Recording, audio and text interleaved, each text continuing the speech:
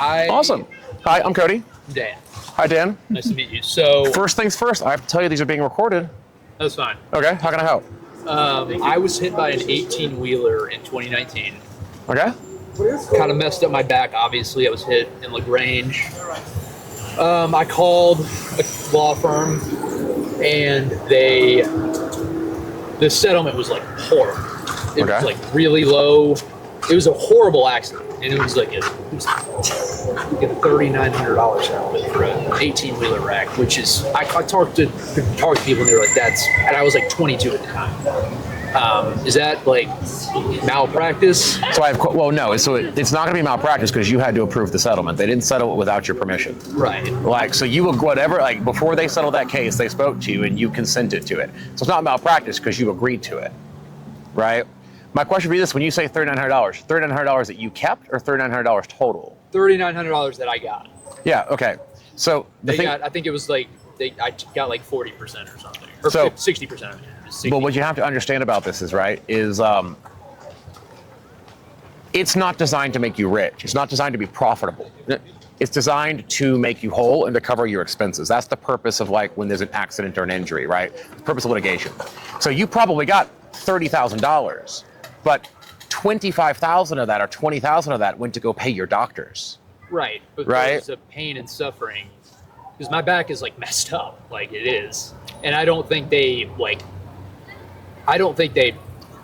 took it seriously. It was one of the bigger firms, and So the way personal injury works is like your case doesn't start until you're done treating. So if you were still going to doctors and still getting health care, then your case would have just been in a purgatory until a doctor released you from your care.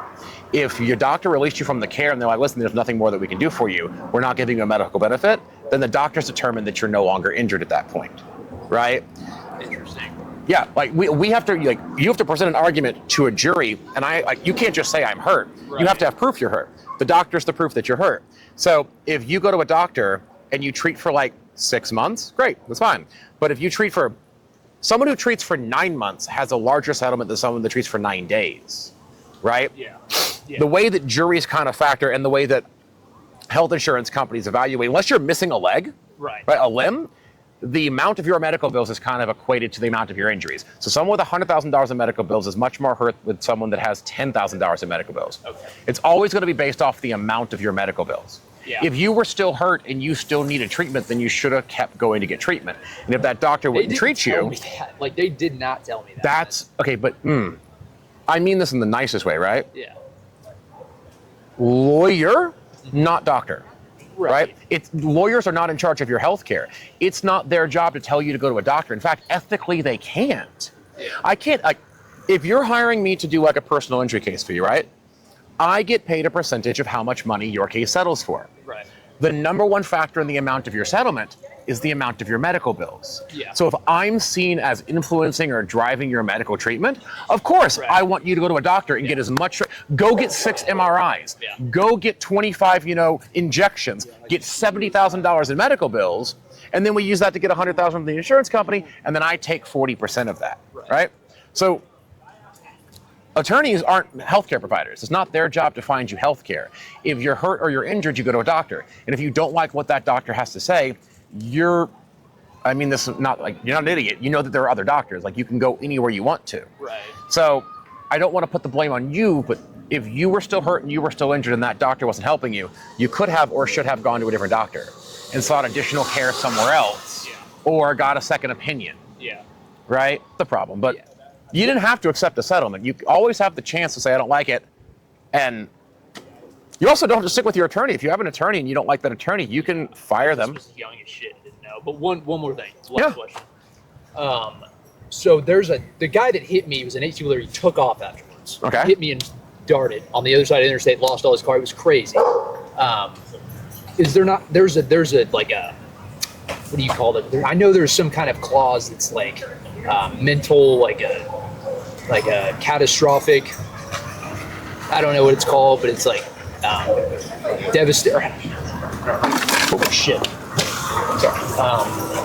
The only factor that would influence your ability to increase that offer from any kind of accident like that would be if there was like an additional factor. So like, it's called punitive damages, right? So if I was drunk and I hit you, then the medical bills falls into it, but also punitive means punishment, right? I get more money because you deserve to be punished because you were drunk. The guy right? ran. Right. Well, it's not. You said he ran. Like what did he just like you said? Took off down the interstate on the other side of the interstate. Okay. 2 miles down the interstate. He tried to get away. So then that would have like leaving the scene of an accident would open you to punitive damages, but it still comes down to like what the amount of your medical bills were, how soon you got treatment, how much treatment you got. For all you know, they might have factored that into that settlement. You don't know how much your medical bills were. $600. Not very much. Your medical bills were not $600. Okay, maybe not. Maybe that's. Okay, did you go to the hospital? No. Okay. Should have gone to the hospital. I didn't go to the hospital. Did you get an ambulance? No. No. Did you go to the hospital? I went to a orthopedic okay. 2 or 3 weeks afterwards. I just was done. And that's why you didn't get any money. Okay. So, like, the reason why I say your medical bills weren't $600 is an ambulance ride is $1,200. An ER visit from an accident is $5,000 to $10,000. Yeah. So I was just dumb, basically. Well, here's the way this works, right?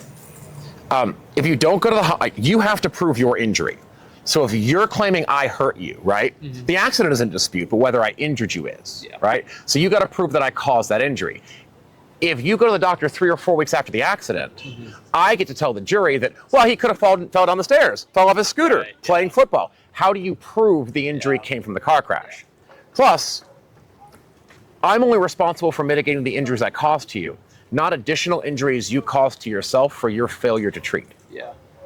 Like, that makes sense. If I break a horrible review. If I break your ankle right now and you go to the doctor and they're like, we got to amputate your foot, I owe you for the loss of your foot, the inability to walk, permanent disability, and everything, right? At what point is it too late to go to a doctor? Like, at what point is it like? I mean, is that just subjective? If you should go to a doctor the day you get injured. Like anything after like 2 weeks, like it's going to be almost impossible to relate that back to it. So that's up to the judge's discretion, basically. No, it's not up to the judge's discretion. It's like the insurance company's just going to refuse to pay it, so you're going to have to go to a jury, and then it's going to be you trying to convince 12 strangers with an average education of 5th grade that what you did was reasonable. Yeah. But here's the second part that I was going with that, right? Is if I amputate your foot, if you're the doctor, they'd cut it off, right? Mm-hmm. I pay you for being disabled. I pay you for hopping around for the rest of your life, all of that, right? If you wait a week to go, and the doctor's like, man, if you'd have come in yesterday, we'd have taken the foot, but now I got to take the leg. I don't pay you for missing a leg. I only have to pay you for the injury to your foot. Because had you gone to the doctor, you wouldn't have lost the leg. Yeah. It's not my fault you didn't treat. You have a duty to mitigate your own damages. Yeah. That makes sense. Yep. Yeah. Sorry. Fair enough. Thank you. Well, thanks for stopping by. Appreciate it, man. Thank you. Absolutely. Good stuff. Hey, how's it going? Good. I think